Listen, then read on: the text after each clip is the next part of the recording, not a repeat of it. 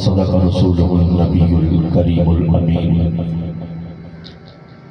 قال الله تبارك وتعالى في حق شان حبيبه محمدا وامنا إن الله وملائكته يصلون على النبي يا أيها الذين آمنوا صلوا عليه وسلموا تسليما اللهم صل على سيدنا ومولانا محمد وعلى آل سيدنا ومولانا محمد مبارک وسلم وصلی علیہ. تمام باب آج کی اس خوبصورت محفل میں جو کہ انعقاد پذیر ہے ہم سے جدا ہونے والی مرحومہ مغفورہ دامت برکاتہ القدسیہ کی یاد میں دعا گو کہ اللہ پاک مائی صاحبہ کو اپنے جوار رحمت میں جگہ عطا فرمائے. اللہ پاک ان کے درجوں میں بلندیاں عطا فرمائے. ان کے جتنے بھی لواحقین ہیں بالخصوص اللہ پاک اولاد کو صبر جمیل اور اس صبر پر اللہ پاک سب کو اجر عظیم عطا فرمائے. کوئی زبان میں خاموش نہ رہے کیونکہ وقت اپنے دامن میں اتنی وسعت بھی نہیں رکھتا ہے. آقا کی بارگاہ میں جھوم جھوم کر درود و سلام کا نذرانہ پیش فرمائیں. صلی اللہ علیہ یا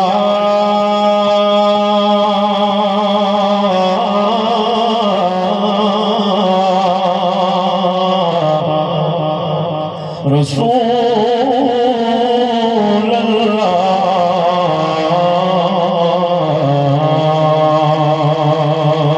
وسلم علیکہ یا حبیب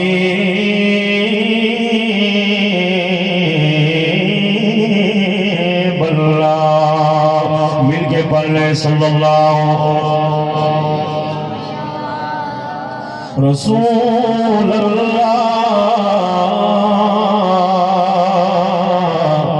وسلم علیکہ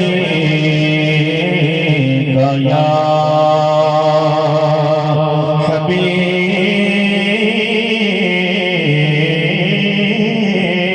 اللہ.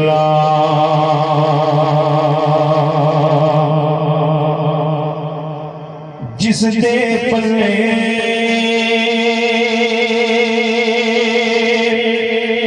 یارو اول نہیں کوئی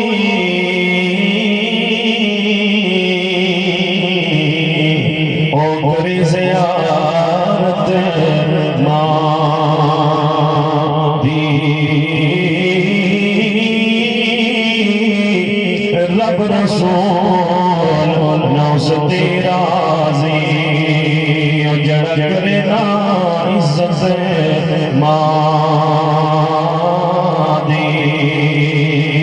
رب رسول ناس تیرا راضی وہ جڑا کرنا عزت مادی تے مادی قدر حضرت اویس پچھاڑی جس سمجھی عظمت مادی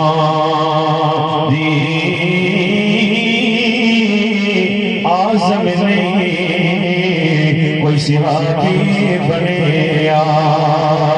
یار چھوڑ کے خدمت مادی اعظم نہیں کوئی صحابی بنے یاروں چھوڑ کے خدمت مادی.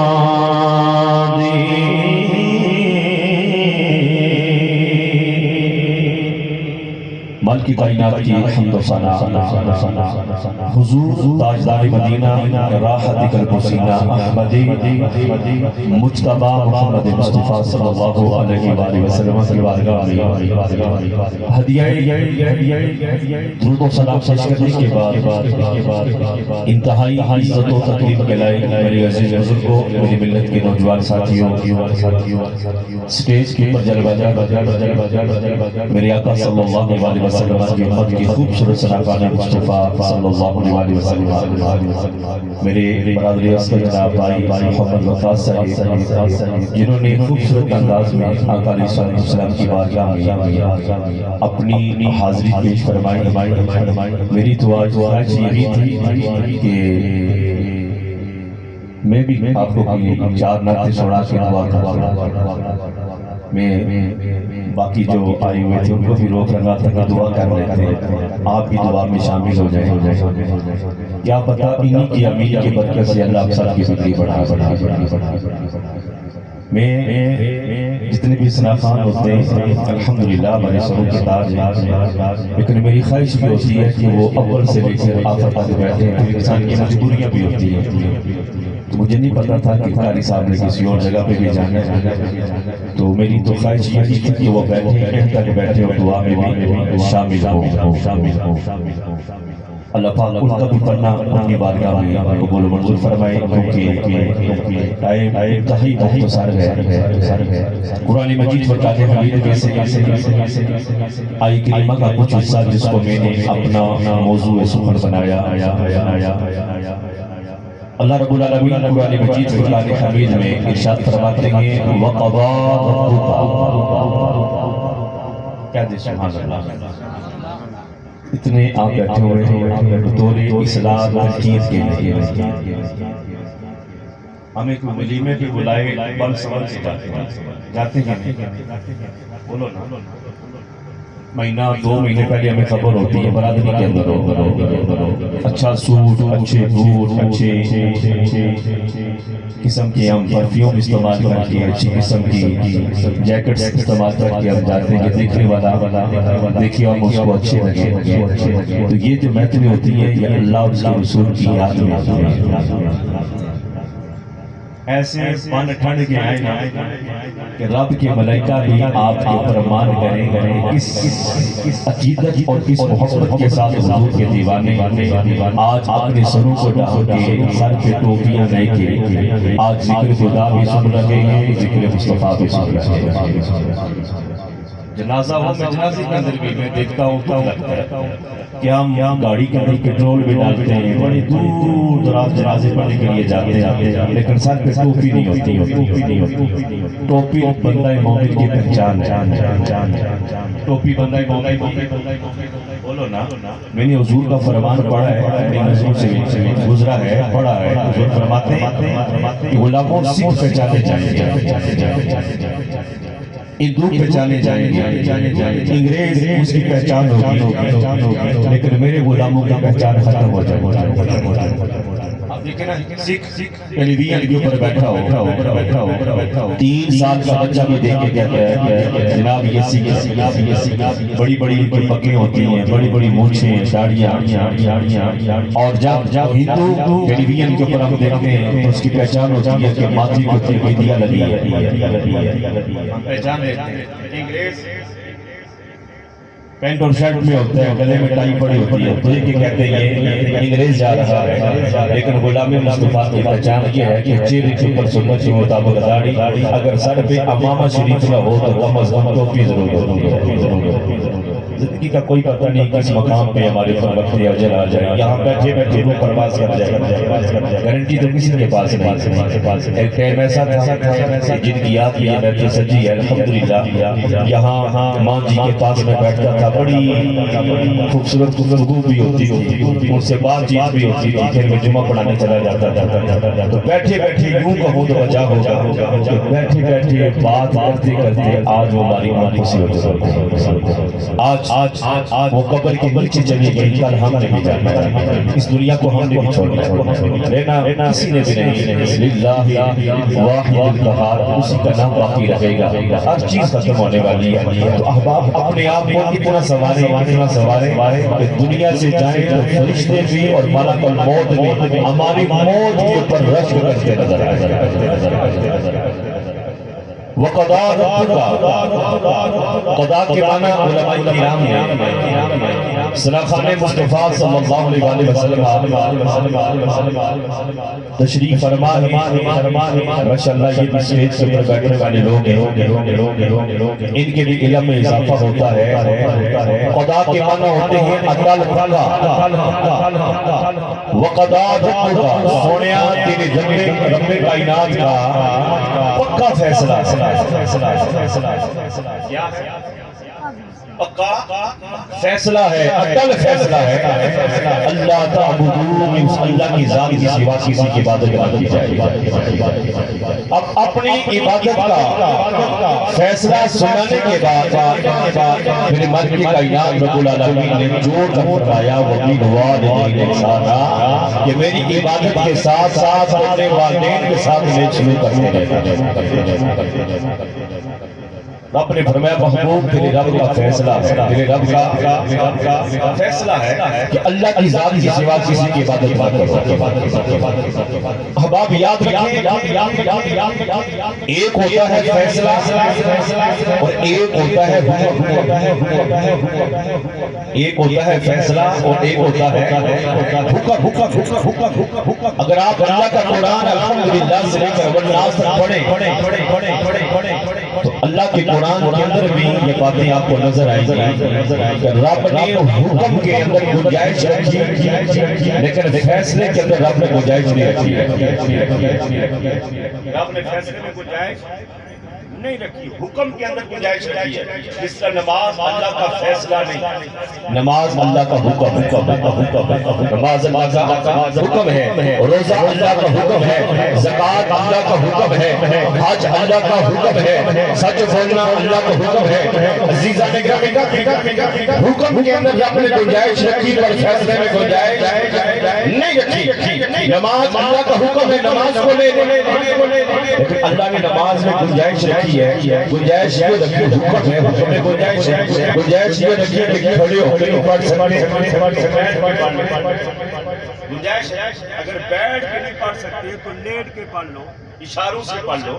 اللہ نے حکم میں گنجائش رکھی پر فیصلے میں گنجائش نہیں رکھی۔ اس طرح روزے کو لے اللہ فرماتے ہیں کہ ہرتے روزہ میں اگر تم بیمار ہو جاتے ہو فمن کان منکم مریضا او علی سفر فعدۃ من ایام اخر، اللہ فرماتا ہے کہ اگر رمضان کے مہینے میں تم بیمار ہو جاؤ یا کسی شرعی سفر پہ نکل جاؤ فعدۃ من ایام اخر، یہ اللہ رب ہوتا تمہیں اجازت دیتا ہوں کہ تم اس دن کا روزہ چھوڑ سکتے ہو۔ وَعَلَى الَّذِينَ يُطِيقُونَهُ فِدْيَةٌ طَعَامُ مِسْكِين، اس کا فدیہ یہ ہے ایک مسکین کو پیٹ بھر کے کھانا کھلا دیا جائے۔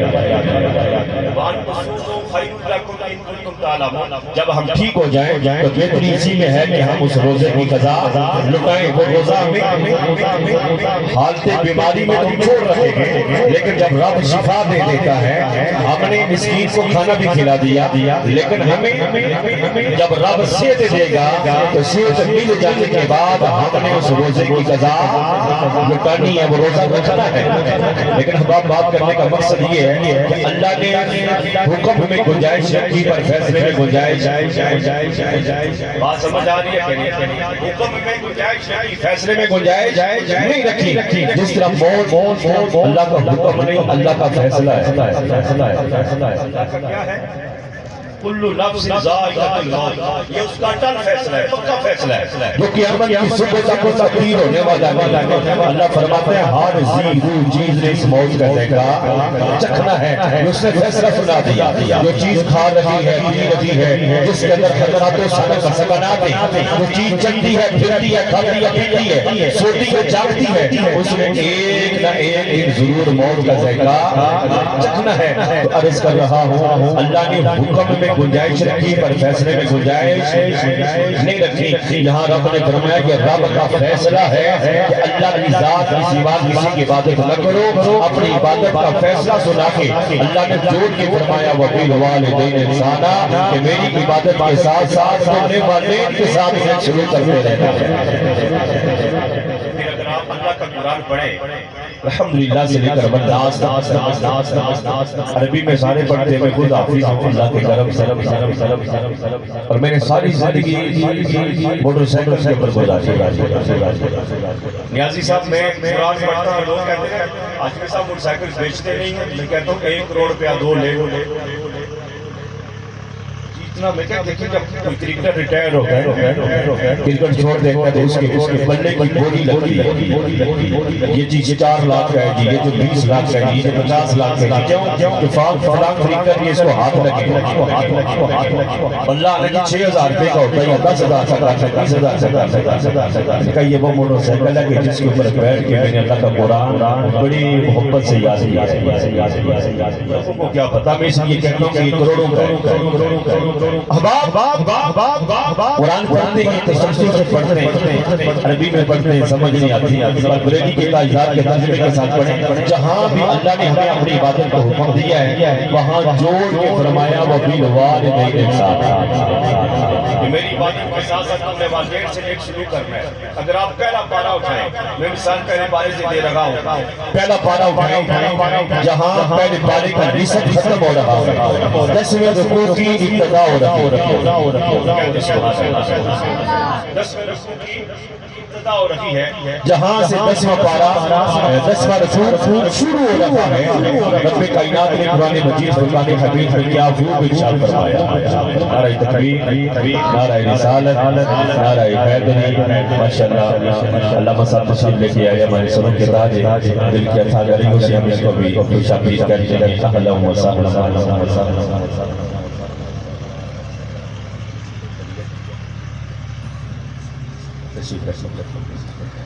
عزیزان گرامی، عرض کر رہا ہوں جہاں اپنی عبادت کا فیصلہ وہاں جوڑ کر والدین کی خدمت گزاری کا حکم۔ پہلا پارہ اٹھائیں جہاں پہ نصف ختم ہوتا ہے، 10ویں رکوع کی ابتدا ہو رہا ہے۔ میرے مالک کائنات رب العالمین نے فرمایا وَإِذَا أَخَذْنَا مِيثَاقَ بَنِي